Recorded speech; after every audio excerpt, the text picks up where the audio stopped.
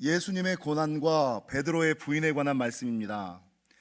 여러분, 예수님께서 겟세마네 동산에서 기도를 끝내 가실 때쯤에 예수님의 제자 중 하나인 가룟 유다가 예수님 앞에 와서 배반의 입맞춤으로 예수님을 로마 군인들에게 넘겨버립니다. 예수님께서 군인들에게 잡히시는 모습을 보고 함께 있었던 제자 중 하나, 아마 베드로를 뜻하는 것 같습니다. 이 베드로가 칼을 들고 대제사장의 종 말고의 귀를 잘라버리죠. 우리도 칼이 있다. 그 로마 군인들에게 저항하고 대항하는 모습을 보입니다. 근데 예수님께서 내 칼을 도로 내 칼집에 꽂아 넣으라 라고 말씀하시고, 칼을 가진 자들은 망하리라. 그러면서 오늘 본문의 성경은 뭐라고 말씀하고 있냐면, 이것까지 참으라, 이것까지 참으라 라고 말씀하시고 난 이후에 어디로 끌려가시냐면, 당시의 대제사장이었던 가야바의 관정, 이 대제사장 가야바의 집은 사내들인 공의회의 장소로도 쓰이거든요. 그래서 이 가야바의 관정, 사내들인 공의회로 끌려가서, 여러분, 당시의 정치 종교적 지도자였던 제사장들과 장로들과 서기관들 앞에서 주님께서 이제 신문을 당하시고 법정에 서시게 되는 거죠. 근데 아무리 이 사람들이 예수님의 잘못을 찾으려고 해도 찾지 못하니까, 오늘 본문에 보니까 거짓 증인들과 거짓 증거들을 내세웠다. 근데 끝내 그들이 내린 것은 무엇이냐? 여러분, 예수님의 흠을 찾다가 찾지 못하니까 딱 두 가지 흠을 찾았어요. 한 가지는 예수님께서 자기가 하나님의 아들이라고 한다, 이거 신성모독이다 라는 신성모독죄를 하나 적용하고, 또 다른 한 가지는 성전모독죄를 적용했는데, 여러분, 예수님께서 이 성전을 헐고 내가 사흘 만에 다시 지으리라라고 말씀하신 그 말의 꼬투리를 잡아서 신성모독죄와 성전모독죄로 예수님에게 사형을 언도합니다. 근데 문제는 이 사내들인 공의회는, 여러분, 이스라엘의 종교법정이잖아요. 그리고 그 당시 이스라엘은 로마의 지배 가운데 있었던 민족이기 때문에 이 사람들에게는, 여러분, 종교적인 법리를 다룰 수는 있지만 사형 언도권과 형 집행권이 없었어요. 사형을 언도하고 이 형을 집행할 수 있는 권한이 없었어요. 그래서 이 예수님을 누구에게로 보내냐면, 예수님을 누구에게 보내냐면 당시의 총독이었던, 로마의 총독이었던 빌라도에게 보내요. 그리고 이 빌라도에게 가서 이 예수님의 죄를 신성모독과 성전모독이다라고 얘기하면, 이건 종교적인 죄지 사회적인 죄가 아니잖아요. 그러니까 빌라도에게 가서는 뭐라고 얘기를 하냐면, 예수님께서 이스라엘 백성들을 미혹하여 세금을 내지 못하게 하고 세금 반대 투쟁을 하고 자칭 유대인의 왕이라고 칭하면서 반역을 반락을 일으키는 괴수입니다, 이렇게 얘기를 하는 거예요. 그러니까 빌라도가 자기가 알고 있고 자기가 듣고 있던 것과 이 사내들인 공의회에서 얘기하는 것이 다르니까, 나는 아무리 봐도 이 사람의 죄를 찾지 못하겠는데 라고 이야기할 때에, 이 사내들인 공의회의 제사장, 서기관, 장로들이 내세웠던 것이 무엇이냐? 그 사람 갈릴리 사람이에요. 여러분, 이 갈릴리 사람이라는 것은 프레임을 씌우는 거죠. 색깔을 덧입히는 거죠. 여러분, 당시의 갈릴리 지역에서는 로마에 대항하여 일어나는 사람들이 많았어요. 그러니까 갈릴리 사람 이러면 국가의 부정적인 사람, 뭐 좌파 빨갱이 뭐 이런 느낌이에요. 그 사람 갈릴리 사람이에요 라는 명목하에, 여러분, 예수님을 빌라도에게 사형을 언도해 주십시오라고 요청을 해요. 근데 빌라도가 들어보니까, 이건 그렇게까지 사형을 내릴, 말은 비슷하게 맞기는 하는데 죽일 죄는 아니거든요. 근데 그 사람들이 얘기했던 예수가 갈릴리 사람이다라는 이야기를 딱 착안을 해서 뭐라 그러느냐? 야, 갈릴리 사람이면 갈릴리 지역의 총독에게 보내서 심판을 받게 해야지. 여러분, 당시 이스라엘은요, 로마의 지배 가운데 있으면서 왕이 4명이었어요. 이스라엘을 4등분을 해서 유대는 빌라도가 다스리고, 갈릴리는 헤롯 안디바가 다스리고, 다른 지역은 누가, 또 다른 지역은 누가, 이게 4분할을 해서 다루고 있거든요. 근데 예수님이 잡힌 곳은 유대 땅 예루살렘에서 잡히셨는데, 예수님의 출신은 갈릴리거든요. 그러니까 이 빌라도가 이거 괜히 맡았다가 자기가 세상 말로 덤탱이를 쓸 것 같으니 그 사람 갈릴리 사람이라고? 그러면 마침 예루살렘에 갈릴리 총독인 헤롯 안디바가 와 있으니 야, 그 사람한테 가서 심판을 받게 해. 그래서 이 빌라도가 예수님에게 사형을 언도하는 것을 누구에게 미루냐면 갈릴리의 왕이었던 헤롯 안디바에게 밀어버려요. 그래서 예수님이 맨 처음에는 로마 군병에게 잡혀서 대제사장 가야바의 법정에 갔다가 총독 빌라도의 법정에 갔다가 세 번째 어디로 가냐면 여러분 헤롯 안디바의 법정에 가요. 여러분 이 헤롯은 어떤 왕이냐? 성경에 나오신 것처럼 세례 요한을 죽인.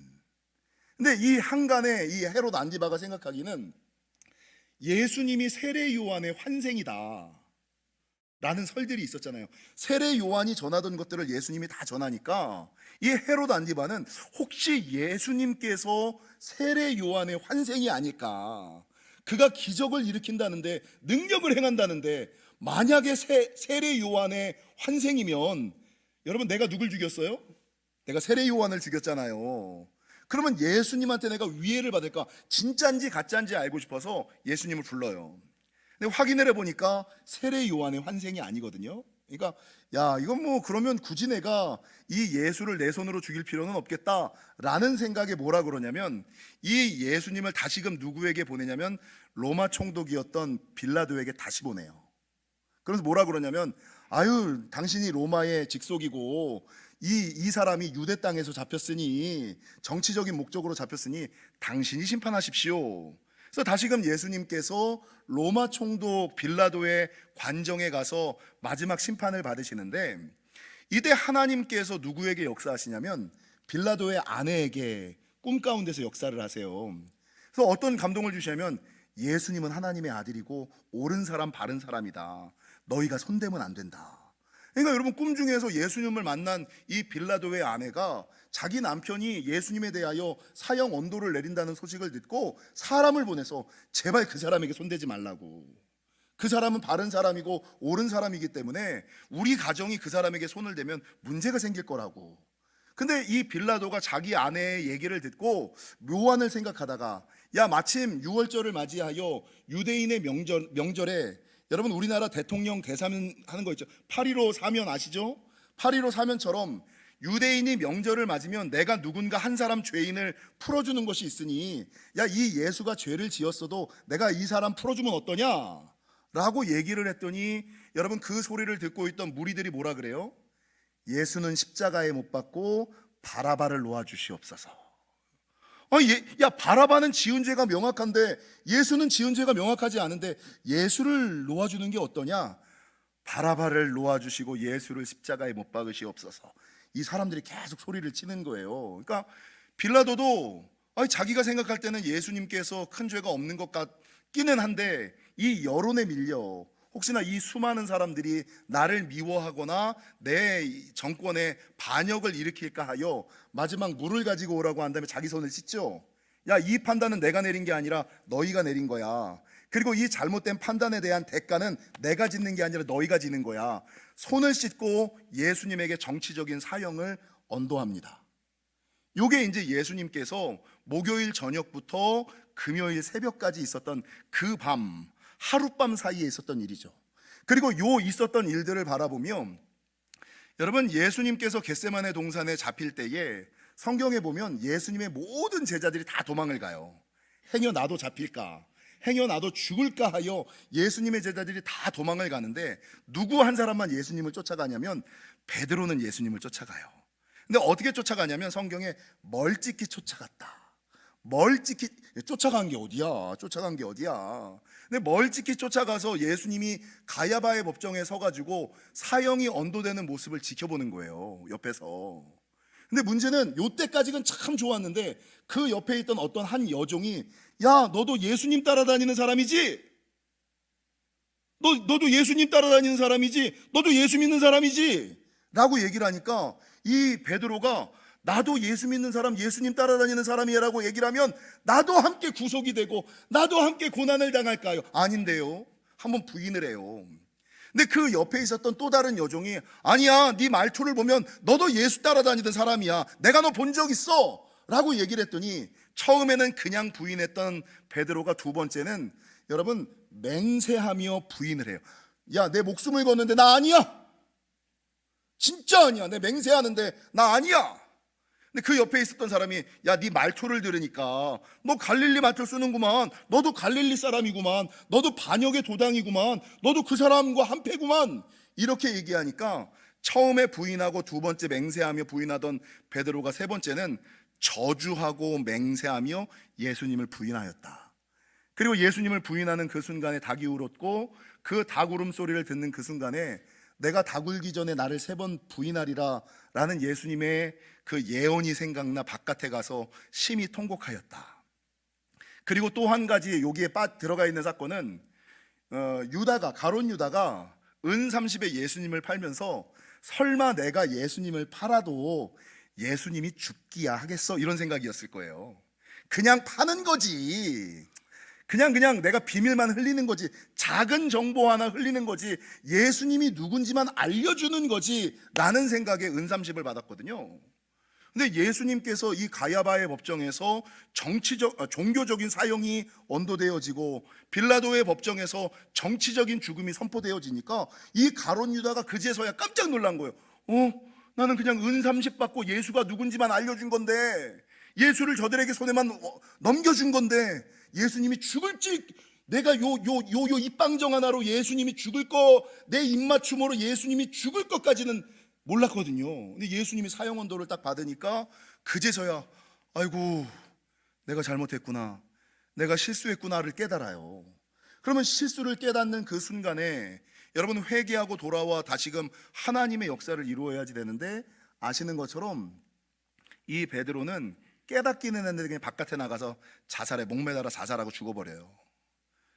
이게 이제 요 본문, 그날 목요일 저녁부터 금요일 새벽까지 있었던 일들이라는 것입니다. 여러분, 저는 오늘 이 예수님의 고난과 베드로의 부인 유다의 죽음과 무리들의 군중 심리를 통해서 몇 가지 은혜의 말씀을 나누고자 합니다.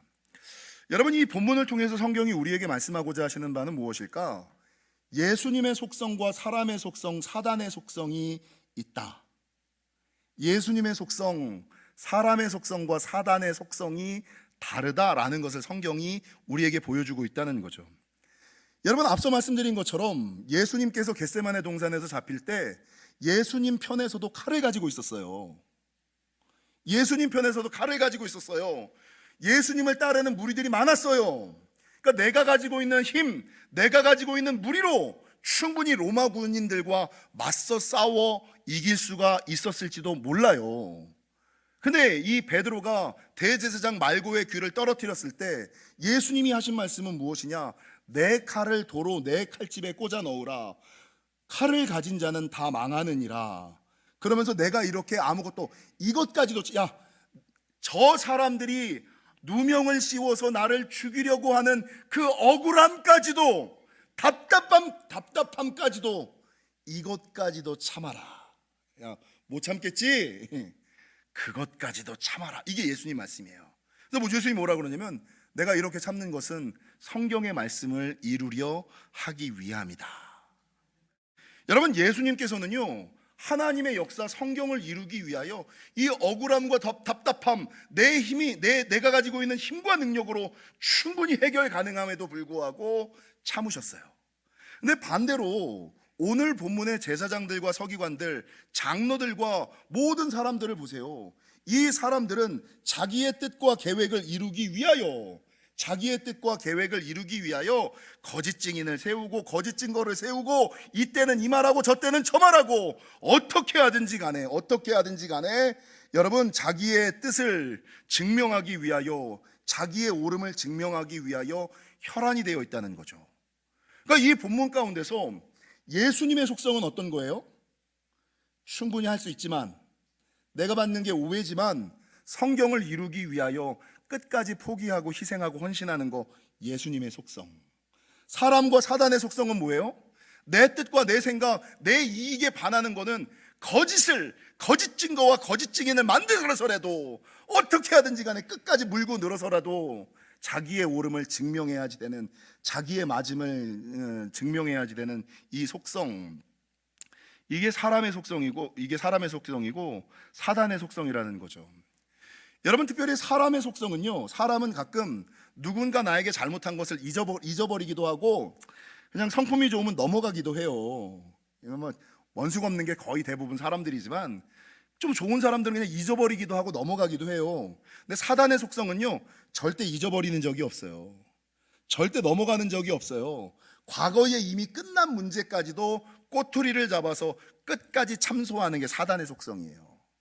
그럼 여러분, 내 삶 가운데 예수님의 속성과 사람의 속성과 사단의 속성이 있을 때 어떤 속성을 가지고 있을까? 요거를 한번, 여러분, 사람은 사람의 속성을 가지고 있느냐, 예수님의 속성을 가지고 있느냐, 사람과 사단의 속성을 가지고 있느냐. 예수님의 속성과 사단의 속성은 다르고 틀리다. 너희가 가질 것은 사람의 속성, 사단의 속성이 아니라 예수님의 속성을 가져야지 된다. 성경을 이루기 위하여 오해받지 뭐.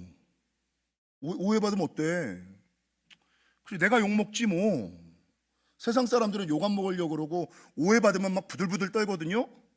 욕먹지 뭐. 의를 위하여 핍박을 당하지 뭐. 이게 예수님의 속성. 여러분, 특별히 제가 이 말씀, 예수님의 속성과 사람과 사단의 속성에 대해서 묵상을 하다가 예수님께서 하셨던 말씀 두 가지가 이제 제 마음이 꽂혔어요. 첫 번째는 이것까지 참으라. 야, 이게 진짜 예수님 아닙니까? 그래서 어떤 목사님의 목양실에는 이렇게 쓰였대요. 그것까지 참으라. 네, 참는 게 목회다. 뭐 억울하고 답답하지만 그것까지 예수님의 마지막 말씀, 이것까지 참으라. 성경을 이루기 위하여 하나님의 역사를, 야, 네가 지금 오해받으면 어때? 네가 지금 억울하면 어때? 그것까지 좀 참으라. 이게 제 비수에, 제 가슴에 좀 왔고, 또 한 가지는요, 여러분, 성도들이 잘못 알고 있는 말씀 가운데 한 가지는, 우리가 일반적으로는 칼로 흥한 자 칼로 망한다, 칼로 일어선 자 칼로 망한다 라는 말로 알고 있잖아요. 근데 성경을 정말 잘 들으셔야지 되는 게, 마태복음 27장은 뭐라고 증거하고 있냐면, 우리 마태복음 27장 52절을 보실까요? 칼로 일어선 자 칼로 흥하고 칼로 흥한 자 칼로 망한다 라고 예수님이 말씀하지 아니하시고, 마태복음 26장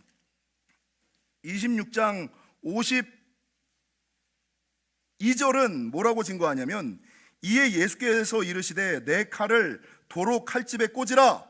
그 다음 뭐라고 하고 있어요? 칼을 가지는 자는 다 칼로 망하느니라. 여러분, 요 말씀을 제가 요 말씀이 갑자기 불현듯 이건 따로 한번 설교를 해야겠다라는 생각이 번뜩 드는 거예요. 여러분, 칼로 일어선 자 칼로 흥한 자가 칼로 망하는 게 아니라, 성경은 칼을 가진 자가 칼로 망하는 거예요. 여러분, 사람들은 다 칼을 가지고 살아가죠. 비수를 하나씩 품고 인생을 살아가죠. 남자들이, 아빠들이 가지고 있는 칼이 뭐예요? 로마 군인들이 가지고 있었던 힘과 권위로 누르는 거. 내가 가지고 있는 힘과 권위로 누르는 거. 야, 내가 벌어다 주잖아. 너 내 새끼잖아. 내가 낳았잖아. 이거 부모들, 남편들이 가지고 있는 이 힘과 권위로, 로마 군인처럼 내가 가지고 있는 힘과 권위로 이 칼을 쓰는 거. 여러분, 아내들이 자녀들에게 많이 쓰는, 아내들이 자녀와 남편들에게 많이 쓰는 칼은 뭐예요? 혀의 칼, 혀의 검, 눈의 검. 혀의 검은 뭐예요? 막 말로 쪼갈쪼갈 그냥 맞기는 한데 듣기는 싫어. 맞는 말인 거 나도 알아. 혀의 검. 여러분, 남자들이 쓰는 것은 힘의 검, 권위의 검을 쓰고, 여인들은 혀의 검을 써요. 말로. 근데 이 혀의 검보다 더 큰 검이 뭔지 아세요? 눈의 검. 이거를 세상에서 뭐라 그러냐? 눈에서 레이저를 쏜다는 거야. 교회에서 말은 안 해요. 그러니까 말하는 사람은 하수야.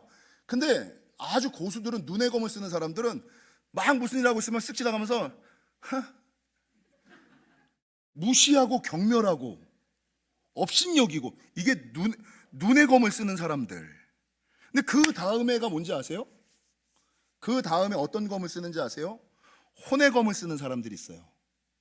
눈을 이렇게 업신여기거나 경멸하는 거나 입으로 말로 영혼들을 맹는 게 아니라 혼의 검, 생각으로.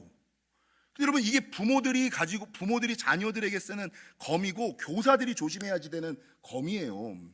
여러분, 혼의 검이라는 건 뭡니까? 생각으로. 눈으로도 안 해. 겉으로는 아주 천사인 것처럼 말도 아주 부드럽게는 해. 근데 이 안에는 여러분, 혼의 검, 생각과 마음은 전혀 다른 생각과 전혀 다른 마음을 가지고 있는 사람들, 혼의 검을 가지고 살아가는 사람들, 이거 아주 못되게 쓰는 부모들, 못되게 쓰는 여자들, 뭐 사이코패스들, 이런 사람들이 혼의 검을 쓰고 살아가요. 앞뒤가 다른 이중인격자들, 이런 사람들이 혼의 검을 쓰고 살아가요. 여러분, 정말 못된 교회의 목사들이나 교회 지도자들이 쓰는 검은 무슨 검인지 아세요? 영의 검을 써요. 너 그러다가 죽는다. 집사님 새벽 안 나오네. 사역 안 한다고? 말아. 안 해도 돼. 어떻게 되는지 볼게. 영의 검을 이게 못된 사이비 교주들이나 여러분 아주 악덕 목사들이 쓰는 영의 검. 근데 성경에서는 여러분, 이 검을 가진 자마다 망하느니라. 힘과 권위의 검, 혀의 검, 눈의 검, 혼의 검, 여러분 영의 검을 쓰지 말고 오직 마지막 때에 하나님의 사람들이 가져야지 되는 검이 뭐예요? 말씀의 검을 가져야지요. 자녀한테 하더라도, 남편한테 하더라도, 성도들에게 하더라도 뭐를 해야지 돼요? 하나님의 말씀대로 해야지요. 하나님의 말씀을 모르니까 이 말로 다음에는 어떤 표현이 맞냐면 조진다, 이런 말이 표현입니다. 말로 설득한다, 이런 말 안 돼요. 말로 그냥, 눈으로 그냥, 아주 혼으로 그냥, 영으로 그냥. 여러분, 마지막 때 성도가 가져야지 되는 검은 무슨 검? 말씀의 검만 가지셔야 됨을 기억하시고, 여러분, 힘의 검, 칼 갖지 마시고, 혀의 검, 눈의 검, 혼의 검, 영의 검, 이런 것들을 휘두르는, 생명을 죽이는 사람이 아니라 생명을 살리는 말씀의 검만을 가지시는 저와 여러분이 되시기를 주님의 이름으로 간절히 축원합니다. 제가 원래 요 검에 대해서는 설교를 다음에 한번 하려고 그랬는데 한번 아셔야지 될 것 같아서. 여러분, 두 번째, 오늘이 예수님의 고난과 유다의 배신, 그리고 무리들 유다의 죽음과 무리들의 들의 모습, 군중 심리, 이걸 통해서 성경이 우리에게 말하고자 하는 말은 힘과 권한이 있을 때 조심하라는 거예요. 여러분, 오늘 본문에서 예수님을 죽이는데 나오는 사람들이 다 누구였어요?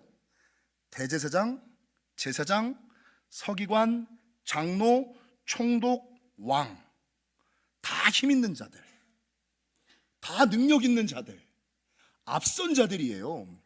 여러분, 이 빌라도가 참 억울했던 것 가운데 하나는, 빌라도는 예수님이 죄가 없다라는 거 알았어요. 가능하면 자기 부인의 부탁도 있고 자기가 볼 때도 그렇게 문제가 될 것 같지 않아서 예수님을 왜 저 화면이 지금 휙 돌아가요? 카메라가?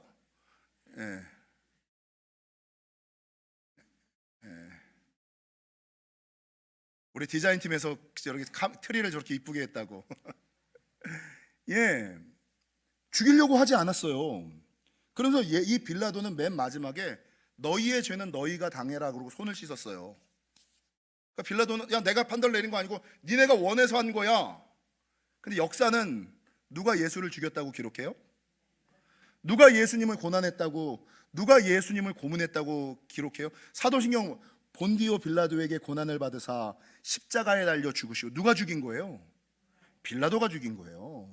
그러니까 많은 사람들이 내가 그 자리에 있고 내가 그 위치에 있으면서 내가 한 거 아니야. 그래서 여러분, 교회의 문제는 다 누구의 문제예요? 목사의 문제예요. 목사 잘못이에요. 교인의 문제는 다 누구 잘못이에요? 내 잘못 아니라 장로님들 잘못이에요. 이게 하나님의 법이에요. 힘과 권한이 있는 사람들은 더욱더 조심해야지 된다. 여러분, 교회도 마찬가지입니다. 교회는 힘 없는 사람들, 초신자들 때문에 문제가 일어나고 분란이 생기지 않습니다. 교회는 기도하는 사람, 오래 다닌 사람, 특별히 안수집사, 장로, 안수집사, 장로, 목사들, 직함이 높은 사람들 때문에 문제가 생겨요. 근데 제가 또 요거 설교는 안 하려고 그랬는데, 장로, 목사, 장로들 때문에는, 안수집사, 장로, 목사 때문에는 교회가 되게 시끄럽거든요. 근데 권사들 때문에 시끄러운 게 별로 없어. 그잖아요. 주변 교회들 보면. 왜 그런지 아세요? 안수 집사, 장로, 목사들 사역하는 사람들이잖아요. 일하는 사람들이잖아요. 근데 권사님들은 뭐 하는 사람들이에요? 기도하는 사람들이잖아요. 권사는 사랑의 사람이고 그러니까 여러분, 내가 안수 집사고 내가 장로고 내가 목사인데 일을 되게 잘해. 그럼 조심하셔야 돼요. 그래서 내가 그 위험에 빠지지 않으려면 일하는 만큼의 뭘 해야 됩니까? 기도를 하셔야지 되는 거예요. 그래서 권사님들은 그렇게 높은 자리에 있음에도 불구하고 늘 기도하는 자리에 있기 때문에 문제가 생기질 않는 거예요. 제가 요것도 또 어찌됐건 야고보서 3장 1절은 그렇기 때문에 내 형제들아 너희는 선생된 우리가 더 큰 심판을 받을 줄 알고 선생이 많이 되지 말라. 그래서 교회 직분은요, 감당할 수 있을 때 받는 거지 감당하지 못하면서 감당하지 않을 거면서 받으시면 안 돼요. 많이 선생되지 말라. 장로가 됐으면 장로의 직분을 감당해야지 장로의 직분을 감당하지 않으면 안 되고, 목사가 됐으면 목사의 삶을 살아야지 목사의 삶을 살지 않으면 안 되고, 안수집사가 됐으면 안수집사의 역할을 감당해야지 안수집사의 역할을 감당하지 않으면서 안수집사의 이름으로 불려서는 안 되고, 권사가 됐으면 권사의 직분을 감당해야지 권사의 직분을 감당하지 않으면 문제가 생기는 거예요. 그래서 여러분, 성경에서는 이렇게 주님께서 힘과 권한을 가지고 있는 사람들, 교회에서는 높은 자리에 올라가기를 조심하셔야지 돼요. 이게 힘과 권한을 가지고 있는 사람들이 조심하라. 세 번째, 마지막으로 이 본문이 우리에게 말씀하는 바는 무엇이냐? 무리들도 좀 조심하라. 일은 지도자들이 다쳤지만 여러분, 최종적으로 결론은 누가 내렸어요? 문제는 지도자들이 만들었는데 마지막 방점은 무리들, 백성들, 회중들, 성도들이 쳤어요. 예수를 십자가에 못 박고 바라바를 놓아주라. 이 맨 마지막 말을 누구예요? 맨 마지막에 십자가에 못 박은 것은 회중이고 성도고 백성들이었어요. 여러분 보시면 예수님께서 예루살렘 성에 입성하실 때 그 장면을 보세요. 바로 지금 이 사건이 목요일 저녁과 금요일 새벽이죠. 근데 예수님이 주일 저녁에 입성을 하셨어요. 주일날 예루살렘 성에 입성할 때 이 예루살렘 성에 있었던 모든 백성들이 겉옷을 벗어서 종려나무 가지를 흔들며 호산나를 외치며 예수님을 받아들였어요. 예수님이 3년 동안 어떻게 사셨는지, 어떻게 말씀하셨는지 그들이 듣고 보고 함께 했어요. 예수님을 그렇게 환영했어요. 근데 예수님께서 법정에 구속되자마자, 사형 언도가 떨어지자마자, 그 사람들이 정치적인 올무를 색깔론을 씌우자마자 3년 동안 같이 다녔던 제자들, 함께 있었던 백성들이 우리 예수님 그럴 분 아닌데, 내가 들은 내가 함께한 예수님 그런 분 아닌데 라고 나서서 이야기하는 사람은 하나도 없고, 그 소수의 이 작당하는 지도자들의 노름에 놀아나서 예수를 십자가에 못 박으소서, 십자가에 못 박으소서, 바라바를 놓아주소서라고 말하고 있더라는 거죠. 여러분, 제가 예전에 했던 설교 중에 빌라도의 죄와 무리의 죄에 대한 설교가 기억나세요? 여러분, 성경에 보면 아합의 죄, 아간의 죄, 이런 죄, 아론의 죄, 이렇게 성경에서 그 사람의 이름과 함께 죄가 연결되는 사람이 있어요. 야, 그 사람은 무슨 죄, 이거 딱딱 그 사람과 죄가 연결되는 게 있어요. 근데 빌라도의 죄가 뭔지 아세요? 빌라도의 죄, 무리의 죄, 아론의 죄, 아합의 죄, 이런 것들. 빌라도의 죄는요, 여러분, 첫 번째, 진리보다 자기의 이익과 안위를 우선한 죄. 이게 옳다는 거 알아, 이게 맞다는 거 알아. 근데 자기의 이익까지 포기하면서까지는, 자기의 안위까지 희생하면서까지는 내가 진리를 지키고 싶진 않아. 이게 빌라도의 첫 번째 죄. 진리보다 자기의 이익과 안위를 우선하는 죄. 두 번째가 뭡니까? 하나님보다 사람들의 시선과 여론을 더 중요시하는 죄. 하나님을 두려워해야지 왜 사람을 두려워하고 여론을 의식하고 분위기를 따라가요? 진리를 따라가고 말씀을 따라가야지. 이게 빌라도의 죄. 세 번째, 빌라도의 죄는, 여러분, 하나님께서 빌라도의 아내를 통해서 영적인 깨달음을 주셨잖아요. 그런데 이 빌라도의 죄는 영적으로 둔감한 죄.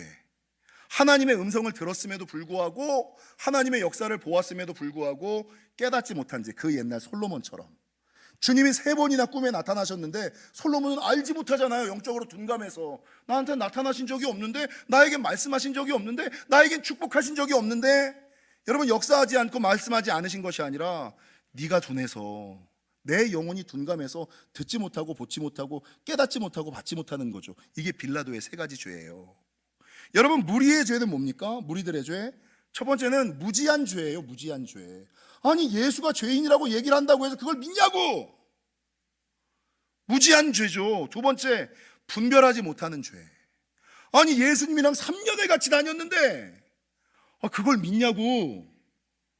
아니, 지도자들이 빨갱이라 그런다고, 좌파라 그런다고, 뭐 못된 놈이라 그런다, 그 말을 믿냐고요. 그 말을 듣냐고요.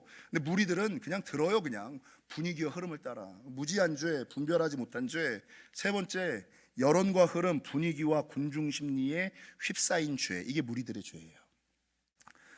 여러분, 이 모든 죄가 민수기 22장 거짓 선지자 발람이 돈을 쫓아 하나님의 역사가 있음에도 불구하고 모른 채 했던 죄, 이게 빌라도의 죄고요. 출애굽기 32장 금송아지 사건의 이스라엘 백성과 아론이 이게 빌라도의 죄이고 무리들의 죄. 그래서 바라는 것은 여러분, 성도들이 신앙생활하다가 자기도 모르게 빌라도의 죄와 무리의 죄를 짓는 경우들이 많아요.